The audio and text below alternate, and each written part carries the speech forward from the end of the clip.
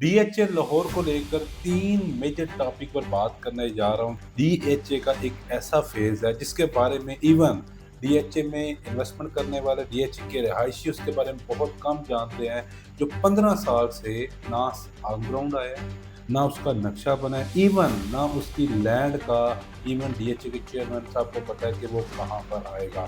DHA Lahore में घर के लिहाज से कौन से फेजेस बेहतरीन हैं, किन फेजेस में घर बनाना चाहिए, क्या मैं रिकमेंड करता हूँ आपको। प्रॉपर सर्वे करने के बाद आपको बताऊंगा कि आप किस सेक्टर में जाकर अपना घर बनाएं जहां पर आपको तमाम रीड क्लास के अमेनिटीज मिलेगी, और किस सेक्टर में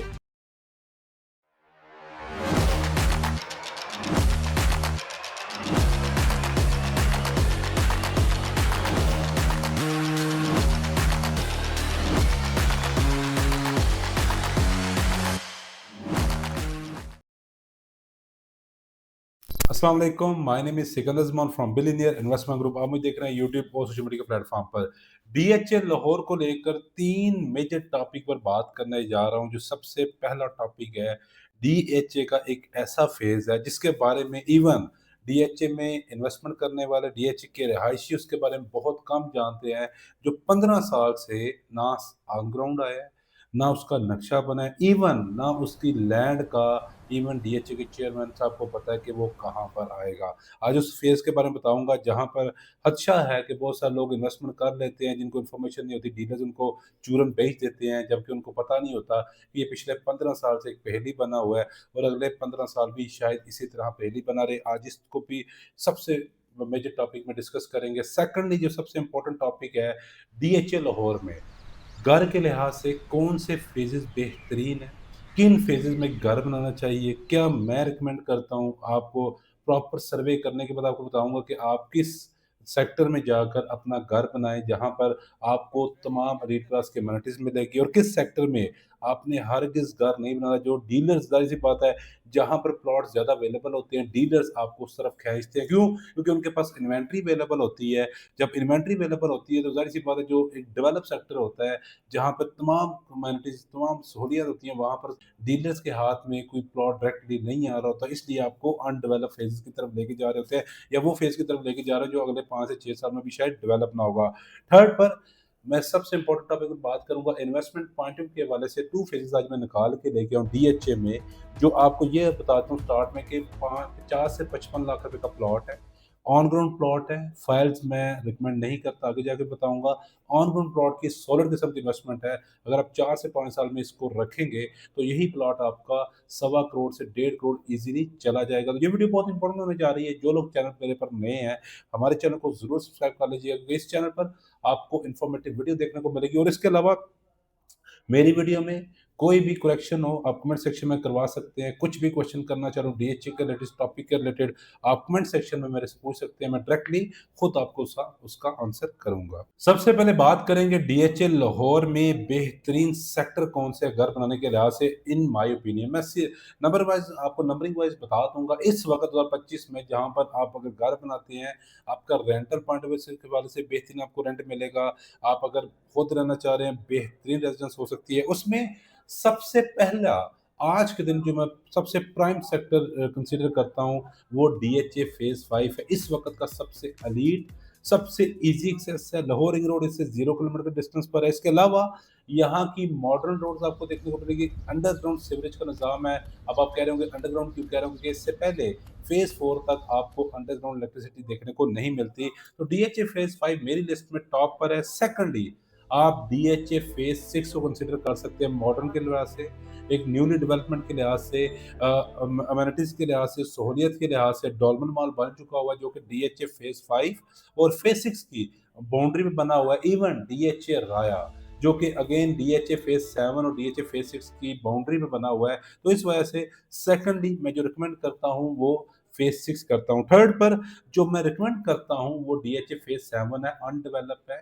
अगर आपने यहाँ पर खरीदारी करनी है प्लॉट की, स्पेशली आपने साइट पर विजिट करना है, आपने डेवलप एरिया देखना है जहाँ पर स्ट्रीट्स में घर बन रहे हो, फैमिलीज रह रही, क्योंकि डीजे फेज 7 का बहुत बड़ा एरिया जो अनडेवलप है, वो आपको सजेस्ट नहीं कर रहा।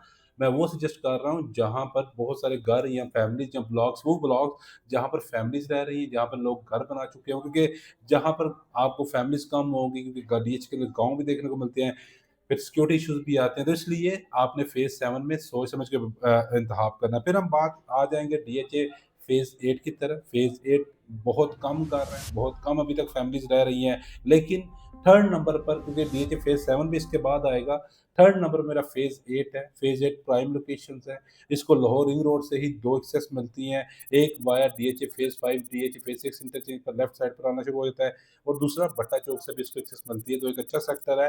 नो डाउट अभी घर कम है, फौरी रिहाइश रखना आपके लिए मुश्किल हो जाएगा, इसलिए अगर आप 2 से 3 साल का ख़्याल रखते हैं और आप कहते हैं कि यार घर भी बन जाए, फैमिलीज़ भी रहना शुरू हो जाए, तो इतने टाइम में ये जो फ़ेज़ 8 में रहना शुरू हो जाएँगे। फिर हम अगेन फ़ेज़ 4 आ जाता है सेक्टर, फ़ेज़ 3 आ जाता है, फ़ेज़ 2 आ जाता है, फ़ेज़ 1 आ जाता है। अब मैंने इनको लास्ट पे क्यों रखा हुआ है, उसकी बहुत सारी रीज़न्स हैं।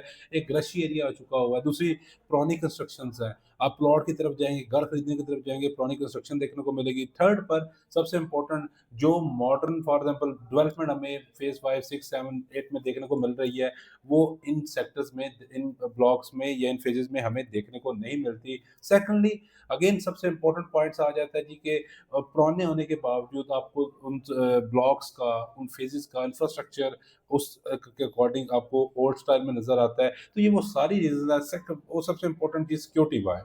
फ़ेज़ 1, फ़ेज़ 2, फ़ेज़ 3, फ़ेज़ 4 में स्पेशली मैं डीएचए की सिक्योरिटी इतनी स्ट्रॉन्ग नहीं समझता। ओवरऑल भी सब फ़ेज़ेज़ में यही है सूरत-ए-हाल है, क्योंकि गेटेड कम्युनिटी नहीं है ये, शहर लाहौर के बीचों-बीच में से गुज़र रहा है। अब तो ये शहर लाहौर के दरमियान ही आ चुका हुआ है। तो सिक्योरिटी रीज़न की बिहाफ़ पे मैं फ़ेज़ 1, फ़ेज़ 2, फ़ेज़ 3, फ़ेज़ 4 को लास्ट पर कंसीडर कर रहा हूँ। तो ये उन लोगों को मैं बता रहा हूँ जो घर बनाने का प्लान रखते हैं, इसके अलावा कोई भी अब सेक्टर में, इवन डीएचए फ़ेज़ 9 टाउन की बात कर लें, 9 टाउन में सिर्फ 5 मरला ही कटिंग है।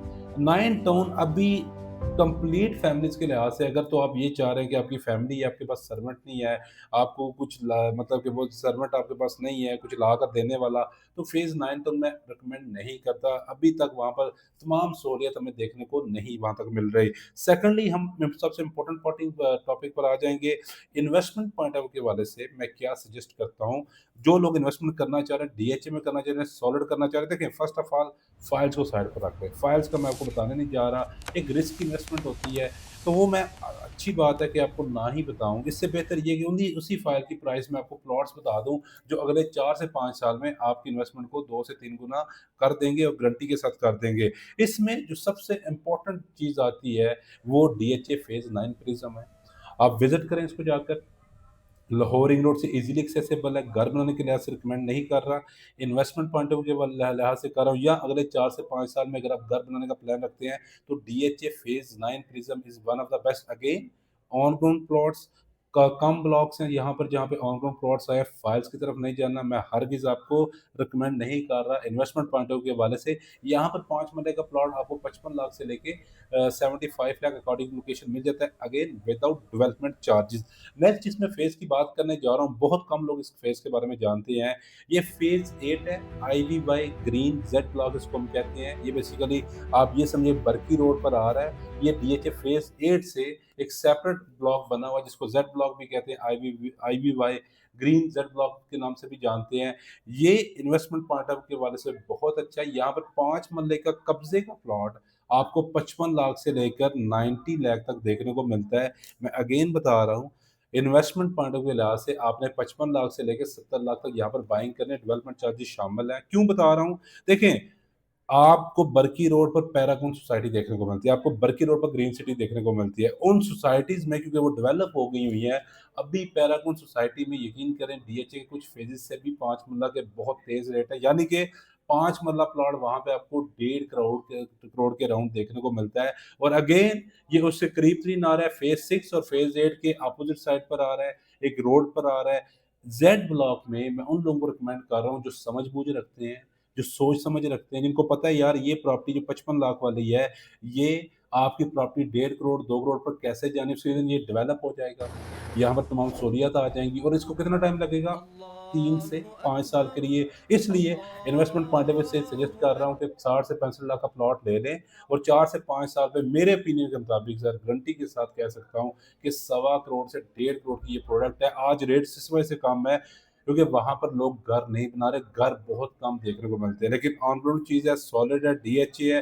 डीएचए बहुत ऐसी मॉडर्न डेवलपमेंट करना शुरू करता है, एडवांस डेवलपमेंट शुरू कर देता है, जिसकी वजह से रिहायशियों को वो अट्रैक्ट करना शुरू करता है। इसके अलावा फेज़ 7 है, डीएचए फेज़ 7, उसमें ऐसे कुछ ब्लॉक्स हैं, ऐसे कुछ प्लॉट्स के रेट्स हैं, ऑन ग्राउंड प्लॉट्स की अगेन बात कर रहा हूँ, न्यूली डेवलप हो रहे हैं, नियर टू पोजेशन है। नियर टू पोजेशन का मुराद ये है कि मौके पे मौजूद है, पोजेशन डीएचए में अनाउंस करना है, वहाँ पर भी आप प्रॉपर्टी खरीद कर अगले 4 से 5 साल में एक बेहतरीन सरमायाकारी कर सकते हैं।